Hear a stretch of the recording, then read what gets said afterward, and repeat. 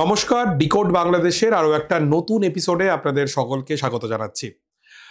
গত দুটি এপিসোড যেরকমভাবে আপনাদের প্রচুর সমর্থন পেয়েছে, ভালোবাসা পেয়েছে, শুভেচ্ছা পেয়েছে, তো আশা করছি যে এই এপিসোডটাও আপনাদের একই রকম ভালোবাসা প্রশ্রয় পাবে।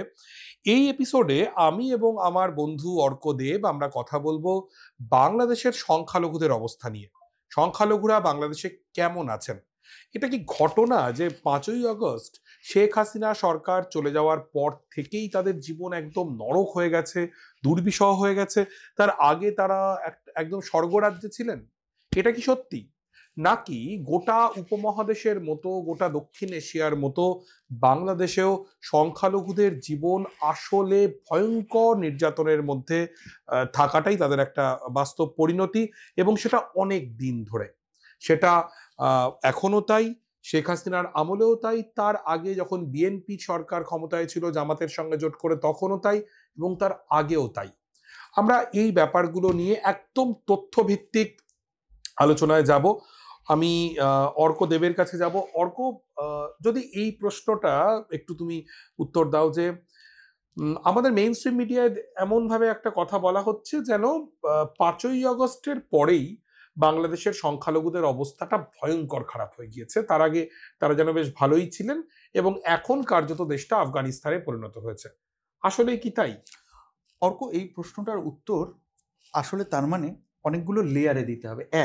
5ই আগস্টের পরে বাংলাদেশের হিন্দু বা অন্যান্য সংখ্যালঘুদের কি অবস্থা, 5ই আগস্টের আগে বাংলাদেশের সংখ্যালঘুদের কি অবস্থা ছিল। এখন 5ই আগস্টের আগে মানে কি, অর্থাৎ হাসিনা জমানায়। আমরা বরং এটাকে 3 ভাগে ভেঙে নিই।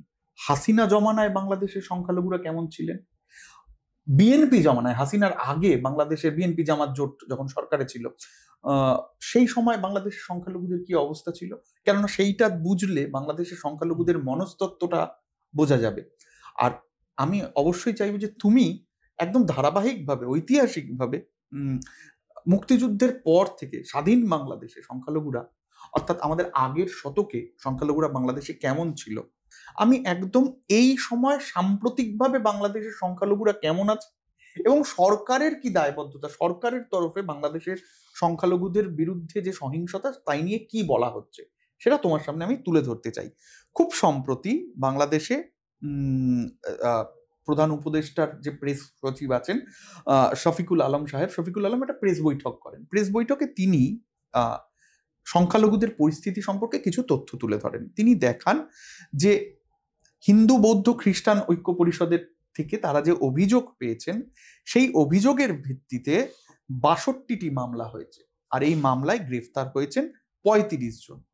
আর পুজো মণ্ডপ এবং উপাসনালয়গুলিতে যে সহিংসতা, সেখান থেকে যে সরাসরি রিপোর্ট হয়েছে, সেই সরাসরি রিপোর্টের ভিত্তিতে 26টি মামলা হয়েছে এবং গ্রেপ্তার হয়েছেন 35 জন। তার মানে 62 আর 26 তুমি যদি যোগ করো 88টি মামলা হয়েছে। আচ্ছা, এবং তারা বলছেন যে ভবিষ্যতে এই যে 88টি মামলা এবং 70 জন গ্রেফতার, তারা আরো এটা বাড়িয়ে নিয়ে যাবে। অর্থাৎ এই বিষয়ে তাদের তদারকি রয়েছে, সংখ্যালঘুর নিরাপত্তা নিশ্চিত করতে তারা ওয়াকিবহাল। এবার এই কথাটা সত্যি তারা সংখ্যালঘু নির্যাতন রুখতে সক্রিয় থাকবেন কিনা সেটা কিন্তু সময় বলবে। আমরা জাস্ট অন্তর্বর্তীকালীন সরকার যে দাবি করছে যে তারা ইতিমধ্যেই 70 জনকে গ্রেফতার করেছে এবং 88টি ঘটনাকে তারা চিহ্নিত করেছে, এটা আমাদের সদর্থক বলে মনে হয়েছে। এবং অর্ক, আমরা কিন্তু ঠিক আগের এপিসোডেই দেখিয়েছি যে এই দাবিটাকে স্বীকৃতি দিয়েছে ভারত সরকার। ভারত সরকার প্রেস কনফারেন্স করে, প্রেস বৈঠক করে বিবৃতি দিয়ে বলেছে যে তাদের কাছেও এই তথ্যটা আছে, যা আশাব্যঞ্জক। এখান থেকে অর্ক আমরা চলে যাব, আমাদের পররাষ্ট্র সচিব বলেছেন, আমাদের পররাষ্ট্র সচিব বিক্রম মিস্ত্রি বলেছেন। এখান থেকে আমরা যদি পরের অংশটায় চলে যেতে পারি, অর্থাৎ সামগ্রিকভাবে হঠাৎ করে 5ই আগস্ট থেকে এই ঘটনাটা ঘটলো, নাকি বাংলাদেশের সংখ্যালঘুরা গত 15 বছর ধরেই নির্যাতিত, নিপীড়িত, এটা যদি তার আগেও আমরা ধাপে ধাপে ব্যাপারটা এগোতে পারি। আমরা এই 15 বছরের তথ্য আপনাদের সামনে তুলে ধরবো।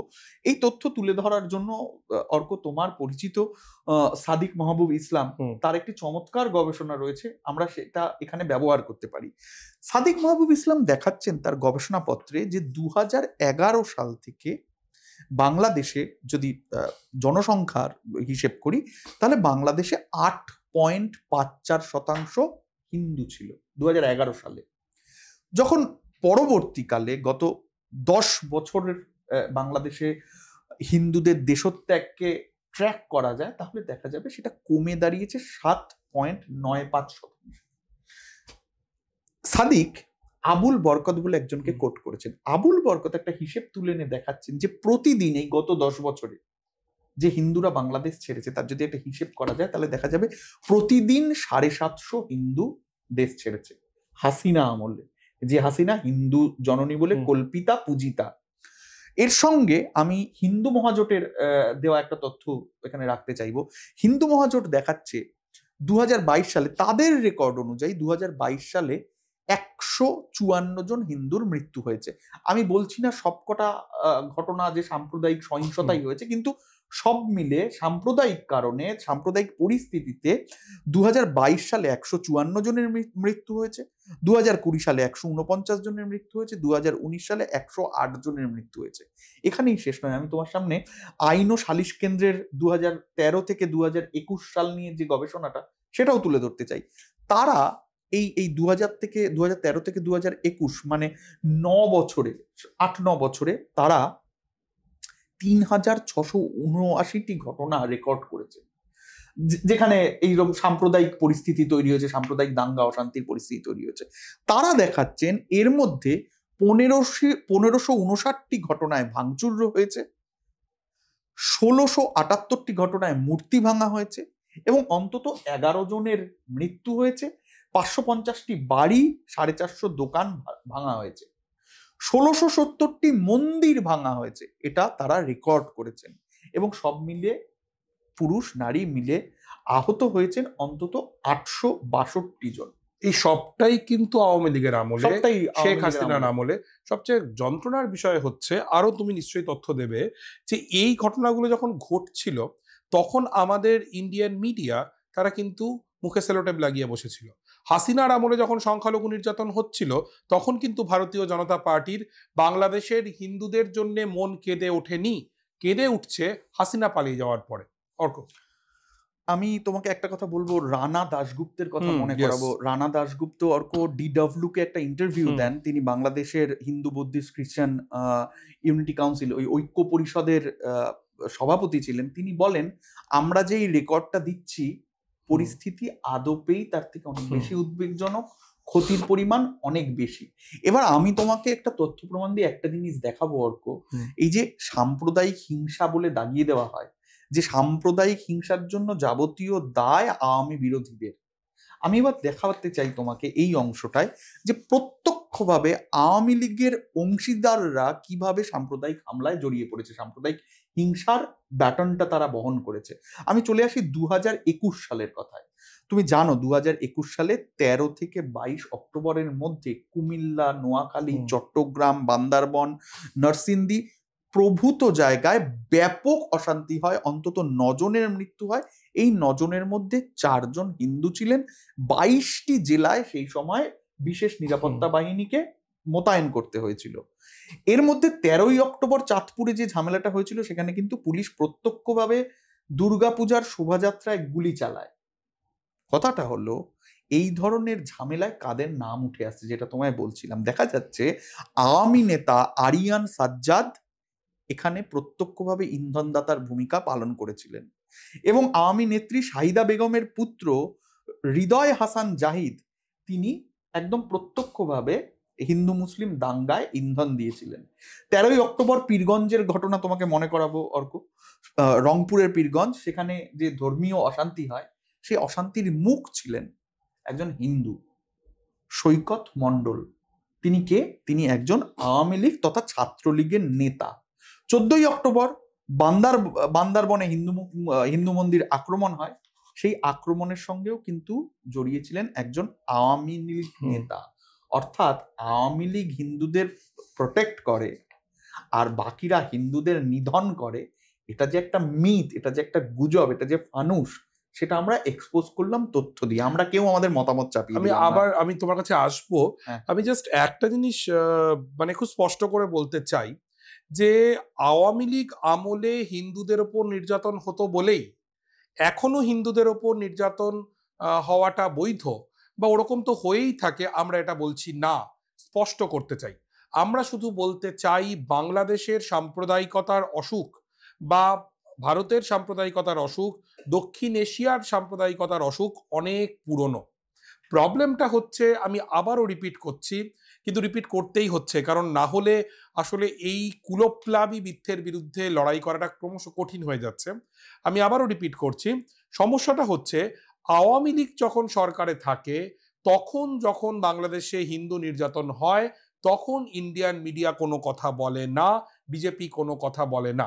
অর্ক, এবং এবং এবং আমি তোমাকে একটা কথা বলি অর্ক, এই যে আমরা যে তথ্যটা তুলে ধরলাম, বহু ক্ষেত্রে একদম তথ্য প্রমাণ রয়েছে যে বহু ক্ষেত্রে অপরাধীকে শনাক্ত করার ব্যাপারে, এই অপরাধীদের শাস্তি দেওয়ার ব্যাপারে, হ্যাঁ, দৃষ্টান্ত তৈরি করার ব্যাপারে হাসিনা প্রেস মিটে বারবার বলতেন যে আপনারা নিজেদের সংখ্যালঘু ভাববেন না, সমান ভাববেন। তাহলে তো তাদেরকে এই নিশ্চয়তা দেওয়ার জন্য যারা এই ধরনের, এই যে সৈকত মণ্ডলের নাম বললাম বা অন্যান্য নাম বললাম, তাদের বিরুদ্ধে শাস্তিমূলক ব্যবস্থা নেওয়া উচিত ছিল। দেখা গিয়েছে হাসিনা আমলে, পুলিশ রেকর্ড দেখলেই বোঝা যাবে যে হাসিনা আমলে কিন্তু এইভাবে যারা সাম্প্রদায়িক দাঙ্গার মুখ হয়ে উঠেছেন তারা ব্যাপকভাবে রেয়াত পেয়েছেন। তাদের বিরুদ্ধে যে শাস্তিমূলক ব্যবস্থা নেওয়া উচিত ছিল সে ব্যবস্থা নেওয়া হয়নি। আমরা আশা করতে পারি বর্তমান অন্তর্বর্তীকালীন সরকার এবং নির্বাচনের পর যে নতুন নির্বাচিত সংসদ হবে, নতুন সরকার হবে, তারা যেন এই যে বাংলাদেশের দীর্ঘ সংখ্যালঘু নির্যাতনের ইতিহাস তার পুনরাবৃত্তি তারা রুখবেন, এটা আমরা আশা করতে পারি। অর্ক, তোমার কাছে আরেকটা প্রশ্ন নিয়ে একটু যাই। এই বাংলাদেশে হাসিনার আমলে বিশেষ করে ফেসবুক পোস্টকে কেন্দ্র করে হিন্দুদের ওপর হামলার, বৌদ্ধদের ওপর হামলার বেশ কিছু ঘটনা ঘটেছে। অর্ক, তোমার মনে আছে মায়ানমারের ক্ষেত্রেও রোহিঙ্গা আরাকান দ্বন্দ্ব তৈরির ক্ষেত্রে ফেসবুকের একটা বড় ভূমিকা ছিল, অর্থাৎ হিংসা ছড়ানোর মাধ্যম হিসেবে ফেসবুককে ব্যবহার করা হয়েছে। আমাদের এখানে বসিরহাট, ধুলাগড়, আমরা বারবার দেখেছি ফেসবুক কিভাবে ব্যবহার করা হচ্ছে, এবং ফেসবুক একটা দায়সারা ভূমিকা পালন করেছে, বরং ঘৃণায় ঘৃতাহুতি করেছে।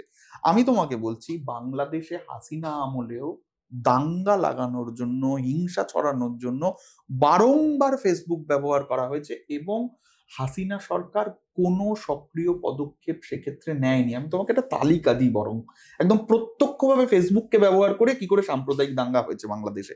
2012 সাল, যারা বাংলাদেশ থেকে দেখছেন আমাদের অনুষ্ঠান তাদের নিশ্চয়ই মনে থাকবে যে রামুর বৌদ্ধপল্লীতে অর্ক একটা বড় হামলা হয়েছিল, সেটা ফেসবুক থেকে শুরু হয়। 2016 সালে ব্রাহ্মণবেড়িয়ার নাসিরনগরে যে সাম্প্রদায়িক হিংসা ছড়িয়ে পড়ে সেটা ফেসবুকের জন্য হয়েছিল। 2017 সাল রংপুরের গঙ্গাচূড়ায় হিন্দু বসতিতে হামলা হয় একটা ফেসবুক পোস্টকে কেন্দ্র করে। 2019 সালে ভোলায় হিন্দু বসতিতে হামলা হয়। 2021 সালে সুনামগঞ্জে হামলা হয়। এই সমস্ত ঘটনা ঘটেছে ফেসবুক পোস্টকে কেন্দ্র করে। এই সব পোস্ট সরানোর জন্য হাসিনা আমলে দেখা গেছে বহু মুক্তমনাকে ফেসবুকে পোস্ট করার জন্য গুম করা হয়েছে, জেলে নিয়ে যাওয়া হয়েছে, ধরে নিয়ে যাওয়া হয়েছে। কিন্তু এই ধরনের সহিংস ধর্মীয় উন্মাদনা যখন ছড়ানো হচ্ছে, তখন কিন্তু বাংলাদেশে হাসিনা সরকারের তরফে এই দাঙ্গা রোখার জন্য যে ব্যবস্থা সরকারের নেওয়া উচিত সে ব্যবস্থা নেওয়া হয়নি। কাজেই 5ই আগস্টের পর বাংলাদেশের সংখ্যালঘু খারাপ আছে, আমি বলছি না 5ই আগস্টের পর বাংলাদেশের সংখ্যালঘুদের উপর আক্রমণ আসেনি, অর্কও বলছেন, আমরা বারবার বলছি বেশ কিছু ঘটনা ঘটেছে, বাংলাদেশ সরকার সেটা অ্যাড্রেস করেছে। আমাদের চোখ থাকবে বাংলাদেশ সরকার এই ধরনের ঘটনা ঘটা আটকাতে পারে কিনা। কিন্তু আমরা জোরের সঙ্গে বলছি, একদম স্পষ্টভাবে বলছি, গত 10 বছর 15 বছরে হাসিনা রেজিমে বারবার বাংলাদেশে সংখ্যালঘুরা আক্রান্ত হয়েছে, সোশ্যাল মিডিয়াকে কেন্দ্রে রেখে আক্রান্ত হয়েছে, নানাভাবে আক্রান্ত হয়েছে, এবং প্রত্যক্ষভাবে আওয়ামী লীগের নেতাদের নেতৃত্বে তাদের মদতে আক্রান্ত হয়েছে। এবং এই ঘটনাগুলি ঠেকানোর জন্য, এই ধরনের অপরাধ প্রবণতা কমানোর জন্য, অপরাধীদের শনাক্ত করার ব্যাপারে ঢিলে ঢোলা অ্যাটিটিউড দেখিয়েছে হাসিনা প্রশাসন। অর্ক, এর ঠিক আগের জমানাটার কথা আমি বলতেই পারি, কিন্তু আমি চাইবো সেটা আসার আগে লিনিয়ারলি না গিয়ে তুমি যদি একটু স্বাধীন বাংলাদেশে সংখ্যালঘুদের একাল সেকাল আমরা বলতে চাইছি, একদম শুরুটা আমি বলছি আগের শতকে বাংলাদেশের সংখ্যালঘুদের কি পরিস্থিতি ছিল সেটা যদি তুমি বলো, আমরা শেষ করব হয়তো বিএনপি আমল। দেখো, এটা আমাদেরকে প্রথমেই মেনে নিতে হবে যে বাংলাদেশে সংখ্যালঘুরা কখনোই কিন্তু যে তারা খুব ভালো অবস্থার মধ্যে ছিলেন এরকমটা বলা যায় না। আমরা তো বিএনপি আমলের কথা বলবো, আমরা তো পূর্ণিমা শীলের কথা বলবো, কিন্তু তার আগের সময়গুলোতেও যে সংখ্যালঘুরা খুব ভালো ছিলেন এমনটা নয়। এবং আমাদের বাংলায়, মানে পশ্চিমবঙ্গের কথা বলছি, আম, বঙ্গবন্ধু শেখ মুজিবুর রহমানকে নিয়ে নানা রকম ধ্যান ধারণা রয়েছে, কিন্তু সত্যি কথা বলতে বঙ্গবন্ধুকেও কতটা ধর্মনিরপেক্ষ বলা যায় সেটা নিয়ে কিন্তু আমার অন্তত বেশ সংশয় রয়েছে। আমরা এখানে 1946 সালের কথায় যাব না। 1946 সালে কলকাতায় যে অনভিপ্রেত ঘটনা ঘটেছিল, সেই ঘটনায় কোন রাজনৈতিক নেতার কি ভূমিকা ছিল ইত্যাদির আলোচনায় আমরা যাব না।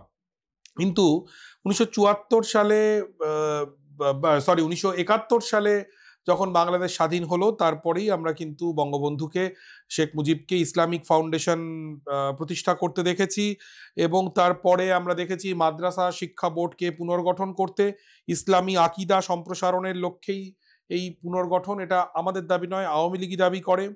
এবং টঙ্গীতে বিশ্ব ইজতেমার জন্য স্থান বরাদ্দ করেছেন তিনি।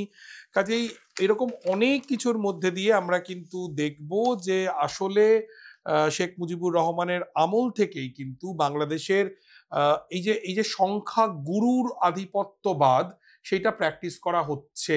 কাজে এটা এমন নয় যে শেখ হাসিনা চলে যাওয়ার পরে সংখ্যালঘুদের ওপর একটা ভীষণ খারাপ কিছু হচ্ছে।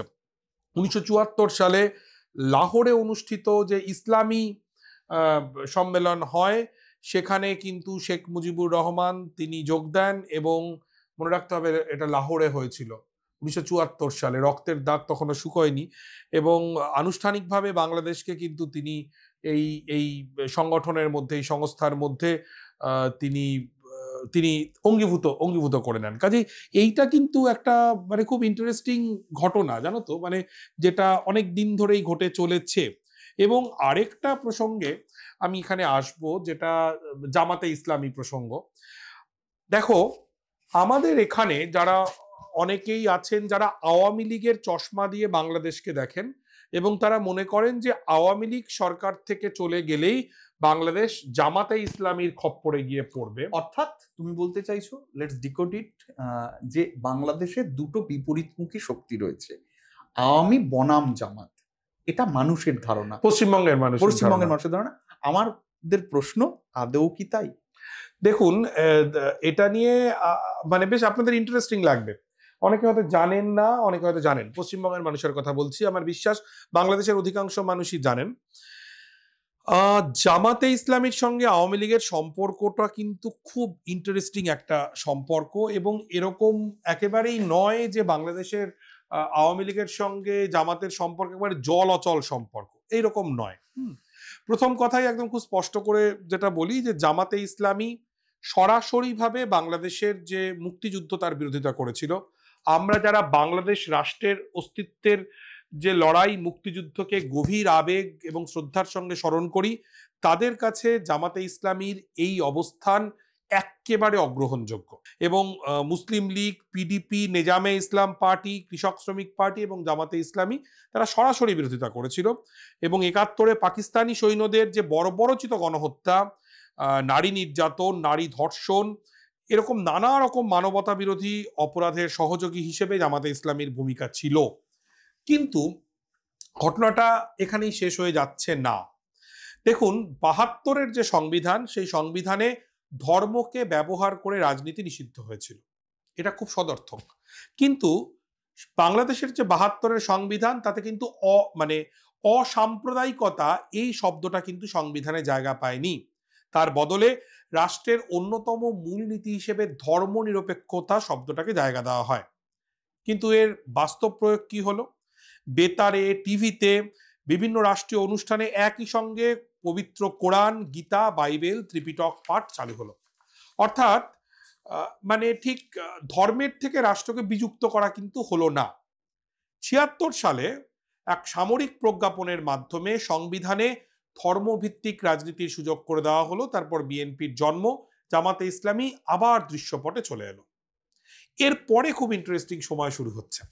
1982 সালে যখন এরশাদ শাসন ক্ষমতায় এলেন এবং কার্যত স্বৈরাচারী একটা শাসন প্রতিষ্ঠা করলেন, সেই সময় তিনি রাজনৈতিক দলগুলোকে একটা নির্বাচনের টোপ দিলেন। 1983 সালের 20 নভেম্বর ঢাকায় বায়তুল মোকাররমের দক্ষিণ চত্বরের একটা জনসভা হয়। সেই জনসভায় জামাতের তৎকালীন ভারপ্রাপ্ত আমির আব্বাস আলী খান কেয়ারটেকার সরকারের অধীনে নির্বাচন অনুষ্ঠানের দাবি জানান। সেই সময় বাংলাদেশে দুটো বড় জোট ক্রিয়াশীল ছিল। একদিকে আওয়ামী লীগের নেতৃত্বে 15 দলের জোট, অন্যদিকে বিএনপির নেতৃত্বে 7 দলের জোট। আর জামাত তখন আলাদা করে তাদের নিজস্ব রাজনৈতিক কার্যক্রম পরিচালনা করছিল।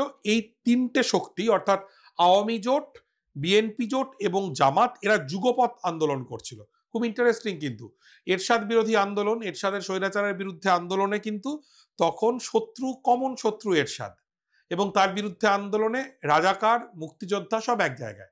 অর্থাৎ আওয়ামী লীগের মুক্তিযোদ্ধারা, বিএনপির মধ্যে থাকা মুক্তিযোদ্ধারা এবং জামাতের মধ্যে থাকা যারা 71-এ রাজাকারের ভূমিকায় ছিলেন তারা কিন্তু সব এক জায়গায়। 86 সালে যখন সংসদ নির্বাচন হয়, সেই সময় বিএনপি নির্বাচন বর্জন করেছিল। খুব গুরুত্বপূর্ণ এটা। এবং বিএনপির যে নির্বাচন বর্জনের ডাক, এটা সমর্থন করেছিল, তার সঙ্গী হয়েছিল আওয়ামী লীগের যে 15 দলের জোট, সেখান থেকে বেরিয়ে আসা 5টা বামপন্থী রাজনৈতিক দল। আওয়ামী লীগ কি করেছিল? আওয়ামী লীগ তার সমমনা রাজনৈতিক দলগুলোকে নিয়ে এই পাতানো নির্বাচনে গিয়েছিল। তাদের সঙ্গী হয়েছিল জামাতে ইসলামী। এই নির্বাচনে জামাত স্বাধীন বাংলাদেশের দাঁড়িপাল্লা প্রতীক নিয়ে প্রথমবার লড়াই করে 10টা আসন পায়। এর ফলে কি হয়? এরশাদের যে সামরিক শাসন তা বৈধতা পেয়ে যায়। অর্থাৎ এরশাদের স্বৈরাচারকে বৈধতা দিয়েছিল একসঙ্গে আওয়ামী লীগ এবং জামাতে ইসলামী। আওয়ামী লীগের সঙ্গে জামাতে ইসলামীর সদস্যরা এক ছাদের নিচে বসে আইন তৈরির ছাড়পত্র পান। আমরা এই ইতিহাস কিন্তু পশ্চিমবঙ্গে চর্চিত নয়। 1991 সালে, তার বেশ কিছু বছর পরে, বিচারপতি শাহাবুদ্দিন আহমেদের অন্তর্বর্তী সরকারের পরিচালনায় সংসদ নির্বাচন হয়। তখন বিএনপির সঙ্গে শিবির বদলে নিয়ে একটা গোপন সমঝোতা করে জামাত এবং 18টা আসন পায়। কিন্তু বিএনপির সঙ্গে জামাতের এই হানিমুন পিরিয়ড কিন্তু বেশি দিন টেকেনি। আওয়ামী লীগ বছর খানেকের মধ্যেই বিএনপির সরকার বিরোধী আন্দোলন শুরু করে এবং তার সঙ্গী হয় জামাত। আমরা যদি একটু ইন্টারনেট সার্চ করি, আমরা কিন্তু গোলাম আজমের সঙ্গে শেখ হাসিনার একসঙ্গে মিটিং করবার ছবি পাবো, বৈঠক করবার কিন্তু আমরা ছবি পাবো। আশা করি আমাদের এই স্ক্রিনে অভিরূপ ছবিটা হ্যাঁ, দেখাবে। নিশ্চয়ই অভিরূপ দেখাবে। এবং এই যে একসঙ্গে কাজ করা, আওয়ামী লীগ এবং জামাতের একসঙ্গে কাজ করা, এইটা কিন্তু বাংলাদেশের রাজনীতির জন্য খুব একটা ভালো হয়নি। ঠিক যেরকম বিএনপির মতো একটা দলেরও হয়তো জামাতের সঙ্গে যাওয়াটা ঠিক হয়নি। কারণ বিএনপি, আওয়ামী লীগ যদি মুক্তিযুদ্ধের নেতৃত্ব দানকারী দল হয়ে থাকে, বিএনপি কিন্তু তাহলে মুক্তিযোদ্ধাদের দল। এবং এই যে ইতিহাস, এটা কিন্তু চলেছে। 2014 সালে প্রায় 200 জন নেতাকর্মী নিয়ে পাবনা জেলার আতাইকুলা ইউনিয়নের জামাতে ইসলামীর যিনি নায়েবে আমির রাজ্জাক হোসেন রাজা, তিনি আওয়ামী লীগে যোগদান করেছিলেন। এবং আওয়ামী লীগ কিন্তু নিজে প্রচুর পরিমাণে এই পুনর্বাসন, জামাতিদেরকে, রাজাকারদেরকে পুনর্বাসন করে দিয়েছে তাদের নিজের দলে নিয়ে গিয়ে। কাজেই এই জায়গায় আমরা কিন্তু আসলে যদি ইতিহাসের প্রতি সুবিচার করতে চাই, তাহলে কিন্তু আমাদেরকে এইটাকে মেনে নিতেই হবে যে আওয়ামী লীগও আসলে বহু ক্ষেত্রে জামাতে ইসলামীর সঙ্গে হাতে হাত মিলিয়ে কাজ করেছে। এবং তারপরে শেখ খালেদা জিয়ার আমলে যে জামাত সরকারের অংশ ছিল, সে তো আমরা জানি। তুমি আমাকে বলছিলে 96 সালে হাসিনার একটা ইন্টারভিউর কথা, সেটা বলো না। সেটা একটা দুর্দান্ত ইন্টারভিউ। শেখ হাসিনা, যিনি আমাদের এখানে ভীষণ ধর্মনিরপেক্ষতার আইকন বা প্রবল জামাতে ইসলামী বিরোধী একজন নেত্রী হিসেবে পরিচিত, তার একটা পুরনো ইন্টারভিউ দেখুন। আমি একটু আগেই যেগুলো বলছিলাম, যে মুক্তিযুদ্ধের বিরোধিতা করা জামাতে ইসলামীর সঙ্গে হাসিনা নিজেই কিন্তু হাত মিলিয়েছিলেন। এবং 1994 থেকে 96 জামায়াতের সঙ্গে জোট করে তিনি বিএনপির বিরুদ্ধে আন্দোলন করেছেন, যে কথাটা আমি বললাম। সেই সময় একটি টেলিভিশন সাক্ষাৎকার, এটা সম্ভবত এখনো ইউটিউবে পাওয়া যায়, খুঁজতে হবে। তাকে জিজ্ঞাসা করেছিলেন 1971 সালে স্বাধীনতা সংগ্রামে আওয়ামী লীগ নেতৃত্ব দিয়েছে, আওয়ামী লীগের ডাকে আমরা সবাই মুক্তিযুদ্ধে অংশগ্রহণ করেছি। আমরা সবাই মনে করতাম যে আওয়ামী লীগ হলো মুক্তিযুদ্ধের সবচেয়ে নির্ভরযোগ্য বিশ্বস্ত প্রতিষ্ঠান। কিন্তু বিগত আন্দোলনে আওয়ামী লীগ স্বাধীনতা বিরোধীদের সঙ্গে জোট বেঁধেছে, লিয়াজো কমিটি বানিয়েছে। এসবের পরিপ্রেক্ষিতে আজ কি আমরা আওয়ামী লীগকে মুক্তিযুদ্ধের বিশ্বস্ত প্রতিষ্ঠান হিসেবে আর বিশ্বাস করতে পারবো? হাসিনা এটা একটা অদ্ভুত উত্তর দিয়েছিলেন। হাসিনা বলেছিলেন যে আমরা এখানে একটা কথা বলতে চাই, আমরা আমাদের আদর্শ থেকেও বিচ্যুত হইনি, নীতিমালা থেকেও দূরে সরে যাইনি। যেখানে জনগণের ভোটের অধিকারের বিষয়টি রয়েছে, জনগণের অধিকার আদায়ের কিছু কৌশল আমরা অবশ্যই অবলম্বন করেছি। আপনি যেমন বললেন, সেদিক দিয়ে তো বিচার করলে প্যালেস্টাইনের প্রেসিডেন্ট ইয়াসের আরাফাত ইসরায়েলের প্রধানমন্ত্রী রাবিনের সঙ্গেও চুক্তি করেছেন। অর্থাৎ মানে হাসিনা কিন্তু সরাসরি জাস্টিফাই করছেন যে জামাতে ইসলামীর সঙ্গে তার একসঙ্গে আন্দোলন করাকে। হাসিনা আরো তারপরে বলেছেন যেটা একটা কৌশলের ব্যাপার, সবচেয়ে বড় কথা এই আমরা যা কিছু করছি জনগণের স্বার্থে করছি, সেটাই হচ্ছে বড় কথা। তাহলে এখানে খুব স্বাভাবিকভাবেই প্রশ্নটা আসে, যখন এই শেষ গণ অভ্যুত্থানে জামাতে ইসলামী নেতাকর্মীরা অবশ্যই ছিলেন, সেইটাকে কেন্দ্র করে এই গণ অভ্যুত্থানকে পশ্চিমবঙ্গের প্রগতিশীল মানুষদের অনেকে নস্যাৎ করে দেন, তারা আওয়ামী লীগের 1996 সালের এই ভূমিকাকে কি বলবেন? গোলাম আজমের সঙ্গে হাসিনার মিটিং করাকে কি বলবেন? আমার যেটা এই প্রসঙ্গে ব্যাখ্যা, শেখ হাসিনার জামাতে ইসলামী বিরোধিতা বা মুক্তিযুদ্ধের পক্ষাবলম্বন বা ধর্মনিরপেক্ষতার কথা বলা বা কওমি জননী হয়ে ওঠা, কোনোটাই তার আদর্শ নয়। তার কোনো রাজনৈতিক আদর্শ নেই। তিনি যখন যেমন প্রয়োজন তখন তেমন করেন। যে জামাতে ইসলামীর সঙ্গে হাত মিলিয়ে তিনি বিএনপির বিরুদ্ধে আন্দোলন করেছেন, সেই জামাতে ইসলামীকেই আবার তিনি গত 15 বছরে ভয়ঙ্কর নির্যাতন করেছেন।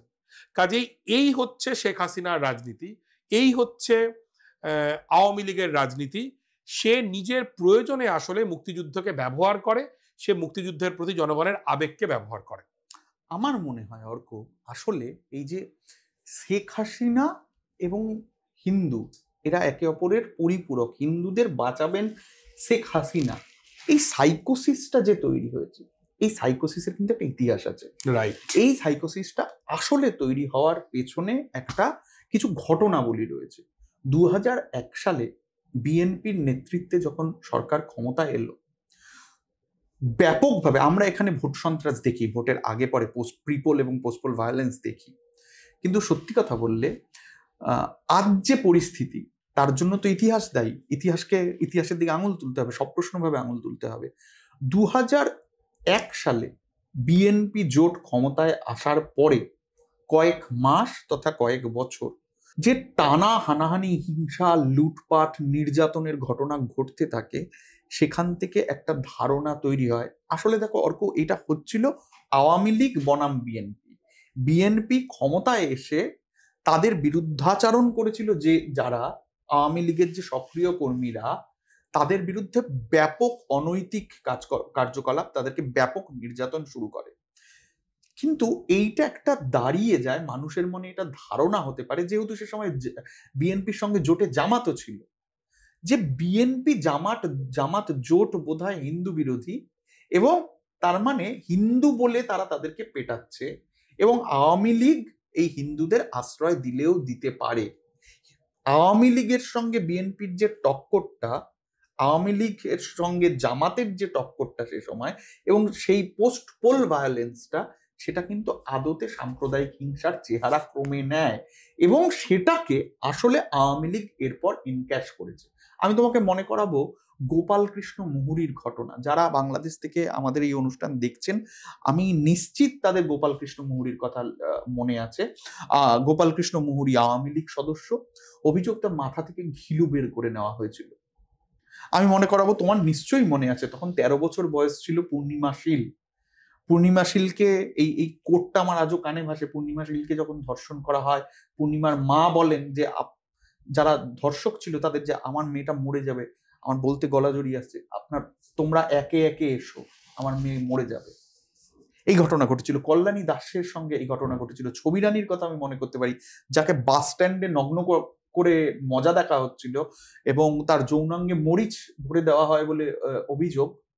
তখন কিন্তু এই ঘটনাটাকে, এই বিভৎস পাশবিকতাকে উদযাপন করেছে বিএনপি জামাতের একাংশ, এবং তারপর ঠিক যেমন কদর্যভাবে মুজিব পণ্যায়ন করেছেন শেখ হাসিনা, তারপরে এই ঘটনার যারা ভিকটিম তাদেরকে নিয়ে ক্রমাগত হিন্দু জননী এই ইমেজটা তুলে ধরার জন্য এই ভিকটিমদের পণ্যায়ন, যে তোমরা তোমাদের সংখ্যালঘুদের বিএনপি জামাত খারাপ রেখেছিল, আমরা ভালো লাগবে, এই পণ্যায়নটা করেছেন শেখ হাসিনা। এবং আমরা তথ্য দিয়ে আপনাদের সামনে তুলে ধরলাম, আদতেই কিন্তু তা নয়। বাংলাদেশে প্রান্তিক মানুষজনের যে অবস্থা হাসিনার আমলে, যে অবস্থা বিএনপি আমলে ছিল, তার থেকে হাসিনা আমলে বাংলাদেশের সংখ্যালঘুরা ভালো ছিলেন। হাসিনা সংখ্যালঘুদের ওপর হওয়া অন্যায়গুলির যথাযথ ব্যবস্থা নিয়েছেন তেমন কিন্তু নয়, বরং নির্যাতিত হিন্দুদের তিনি ট্রাম্প কার্ড হিসেবে ব্যবহার করেছেন। অর্ক, সে সময় কমপক্ষে 600 জন মানুষের সাম্প্রদায়িক হামলায়, হানাহানিতে মৃত্যু হয়। বিএনপি জামাতের একদম সক্রিয় হামলায় গরিবের ডাক্তার শেফালি সরকার, তার কথা মনে করাবো, তাকে অর্ক চাইনিজ কুড়াল দিয়ে কোপানো হয়েছিল। হ্যাঁ, এই ঘটনাগুলো আমি ব্যক্তিগতভাবে এমন বহু হিন্দুদের চিনি যারা এই ঘটনার প্রভাবে ভয়ে পেয়ে, স্বাভাবিক ব্যাপার, শঙ্কিত হয়ে তারা কিন্তু দেশ ছাড়তে শুরু করেন, এবং সেই অভিবাসন, সেই মাইগ্রেশন কিন্তু আজও চলছে। যে দৃশ্যপটগুলো তৈরি হয়েছিল সে দৃশ্যগুলো কিন্তু আজও একই রয়েছে, মাত্রা কমতে বাড়তে পারে, কিন্তু হাসিনা আমলে এই ঘটনার শুশ্রূষা হয়েছে তা কিন্তু নয়। হাসিনা এই ব্যাপারটাকেও, সংখ্যালঘুর অনিশ্চিত জীবনকে, সংখ্যালঘুর বিপদকে আসলে হাসিনা ট্রাম্প কার্ড, ঠিক যেমন মুক্তিযুদ্ধকে তিনি ট্রাম্প কার্ড হিসেবে ব্যবহার করেছিলেন, এই ঘটনাকেও তিনি আসলে ট্রাম্প কার্ড হিসেবে ব্যবহার করেছেন। হাসিনা আমলে একদম প্রমাণিত তথ্য, ন্যূনতম 700-750 জন প্রত্যেক দিন হিন্দু বা প্রান্তিক মানুষ দেশ ছাড়তে বাধ্য হয়েছেন।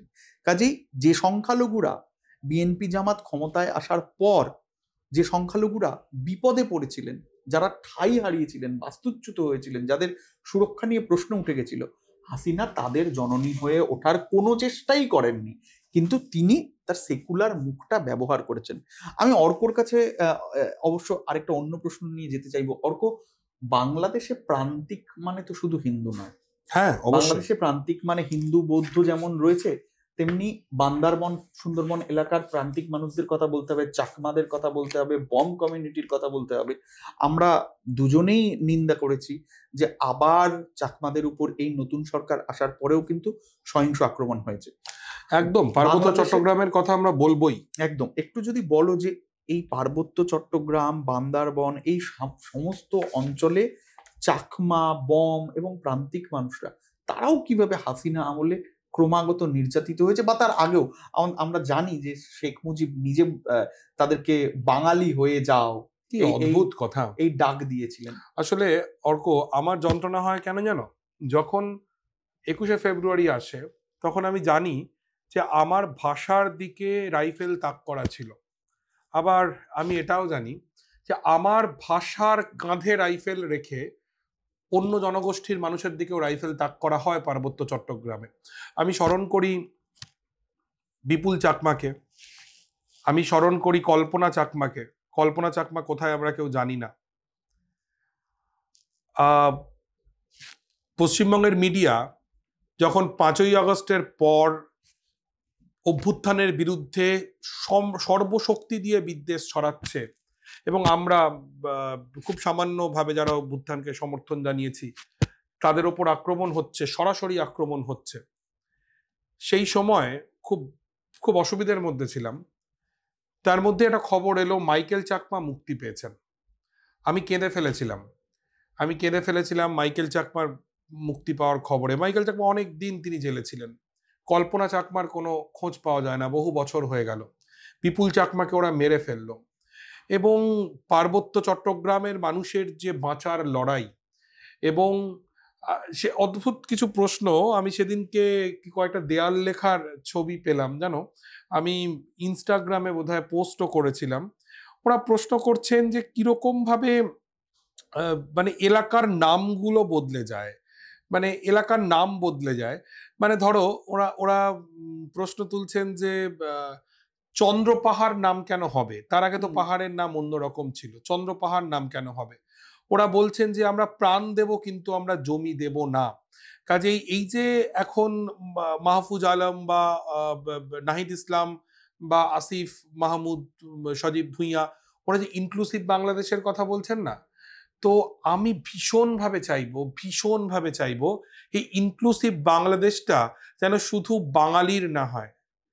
এই যে বাংলাদেশটা তো শুধু বাঙালির নয়, বাংলাদেশটা কিন্তু যারা বাঙালি নন, পার্বত্য চট্টগ্রামের সেই মানুষগুলিরও ইনক্লুসিভ বাংলাদেশে যেন তাদের সবার জায়গা হয়, এইটুকু শুধু চাই। এবং এটাও বলতে চাই, এই ঘটনাটা তুমি উল্লেখ করলে, খুব বিস্তারে যাওয়ার আজকে সুযোগ নেই, পরে আমরা নিশ্চয়ই যাব, আমরা চাকমা কমিউনিটি বা অন্যান্য কমিউনিটিদের নিশ্চয়ই আমরা পরে যাব।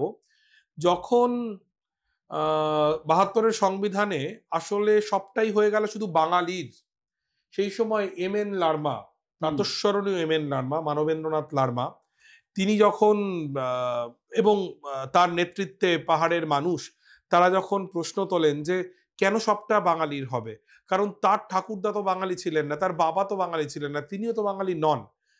তো তখন এই পাহাড়ের মানুষদেরকে শেখ মুজিব তিনি বলেন তোরা সব বাঙালি হয়ে যা। আমি আবারও করজোড়ে পশ্চিমবঙ্গের যারা শুনছেন তাদেরকে ভাবতে বলবো, আজকে একবার ভেবে দেখুন তো, যদি আপনাকে এসে কেউ বলে তোরা সব হিন্দি ভাষী হয়ে যা, যদি অমিত শাহ বলেন তোরা সব গুজরাটি হয়ে যা, আমাদের কেমন লাগবে? আমাদের কষ্ট হবে না? আমাদের রাগ হবে না? ঠিক একই জিনিস কিন্তু পার্বত্য চট্টগ্রামে হয়েছে, এবং তারপরেও সেটলার বসানোর মাধ্যমে পাহাড়ের ভূমিপুত্র ভূমিকন্যাদেরকে বঞ্চিত করা ইত্যাদি কিন্তু হয়েছে, এবং সেটা সব সরকারের আমলে হয়েছে। আওয়ামী লীগের আমলে হয়েছে, ঠিক তেমনি বিএনপির আমলে হয়েছে, সব সরকারের আমলে হয়েছে।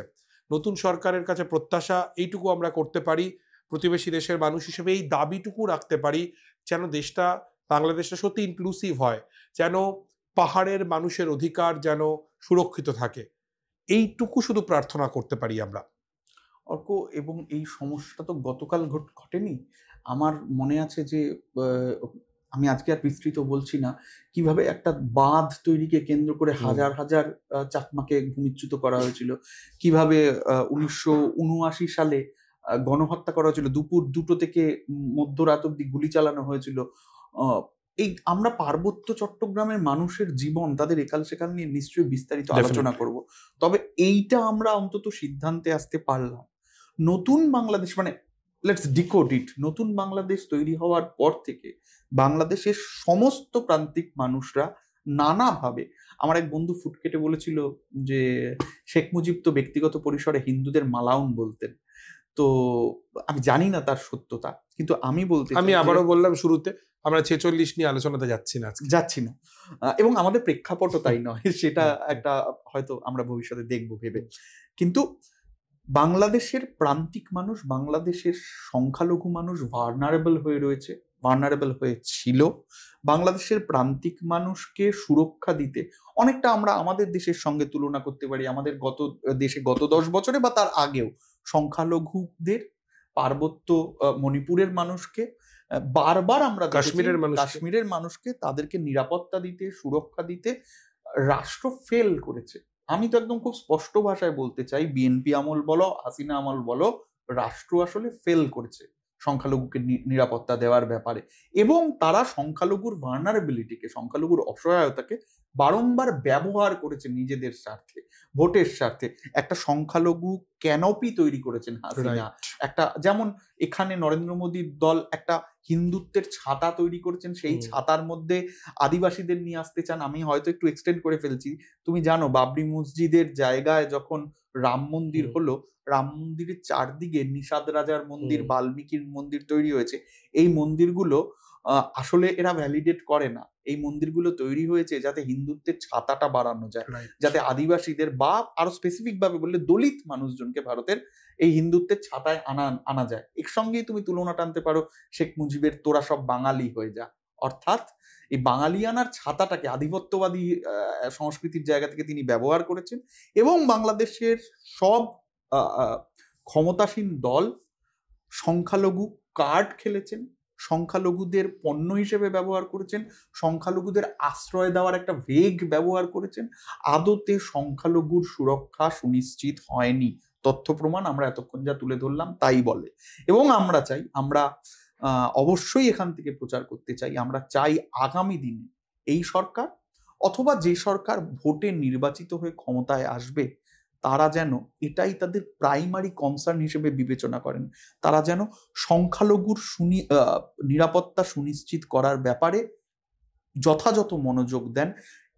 আমি শুনছিলাম অর্ক যে সংখ্যালঘুদের মন্দির পাহারা দেওয়া হচ্ছে। আমার বক্তব্য, পাহারা দেওয়ার মতো পরিস্থিতি তৈরি হবে কেন? মন্দির মসজিদ যাতে কাউকে পাহারা দিতে না হয় কোনো দেশেই। আমার মনে হয় সংখ্যালঘু, আবার এটাও আমি বলবো, আমি ডিফার করব না, বাট আমার মতটা বলবো, বাংলাদেশে কিন্তু সংখ্যালঘু নির্যাতন চিরকাল হয়ে আসছে। ঠিক অভ্যুত্থানের পরে দেখলাম এই পাহারা দেওয়ার সংখ্যাগুরুদের মধ্যে একদল মানুষ এগিয়ে এসে বলছেন মন্দির আক্রান্ত হতে দেব এই না। দায়িত্ববোধটা প্রশংসনীয়, কিন্তু আমরা বলছি এটাও আমরা একদমই আমরা চাই সমান অধিকার। একটাই আকাশ, তার তলায় মাজার কেন ভাঙা হবে? মাজার ভাঙা যাবে না। একটাই আকাশ, সব ধর্ম, সব বর্ণ, সমস্ত প্রান্তিক মানুষ সেই আকাশের তলায় সমান অধিকার ভোগ করবে, একসঙ্গে মিলেমিশে থাকবে বাংলাদেশে। এবং সত্যি কথা বলতে ওই যে লাইনটা একটু বলবো, একটি বাংলাদেশ, তুমি জাগ্রত জনতার, এই জাগ্রত জনতার বাংলাদেশটাকে যদি আমরা দেখতে পাই, আমরা যারা ভারতে বসে বাংলাদেশের মানুষের পাশে রয়েছি, আমরা বিশ্বাস করতে চাই এটা একটা নতুন বাংলাদেশ, সত্যিকারের ইনক্লুসিভ বৈষম্যবিহীন একটা বাংলাদেশ। এখানে পাহাড়ের মানুষটার স্বার্থ সুরক্ষিত, সংখ্যালঘু স্বার্থ সুরক্ষিত। আবার এটাও বলতে চাই, শুধুমাত্র মাদ্রাসায় পড়ার কারণে বা টুপি দাঁড়িয়ে আছে বলে তাকেও যেন এই নতুন বাংলাদেশ আদার করে না ফেলে, অপর করে না ফেলে। এইটাই শুধু আমাদের চাওয়া। আমরা দ্বিতীয় মুক্তিযুদ্ধকে টুপি খুলে কুর্নিশ জানিয়েছি, দুহাত তুলে অভিবাদন জানিয়েছি, তার জন্য নানা রকম অপমান ট্রোলের শিকার হতে আমাদের কোনো অসুবিধে নেই, আমরা সেটা বরণ করে নিয়েছি। আমরা চাই নতুন বাংলাদেশ যাতে সকলের হয়, সব মানুষকে তারা ইনক্লুড করে। এই মর্মে এই এপিসোড শেষ করছি। আপনাদের সকলকে অনেক অনেক ধন্যবাদ। আশা করি আমাদের এপিসোড আপনাদের ভালো লাগলে আপনারা আপনাদের আত্মীয় বন্ধুদের মধ্যে এই পর্বটা ছড়িয়ে দেবেন, আপনাদের মতামত ব্যক্ত করবেন। আমি অর্ক দুজনেই আপনাদের মতামত অত্যন্ত মনোযোগ সহকারে পর্যবেক্ষণ করি, দেখি, এবং সেই অনুসারে আমরা তার পরের এপিসোডে কি বিষয়ে কথা বলবো, আমরা কতটা কোন বিষয়ে গবেষণা করা প্রয়োজন তার একটা ধর্তাই পাই। সকলে ভালো থাকবেন। দেখা হচ্ছে ডিকোড বাংলাদেশের পরবর্তী এপিসোডে।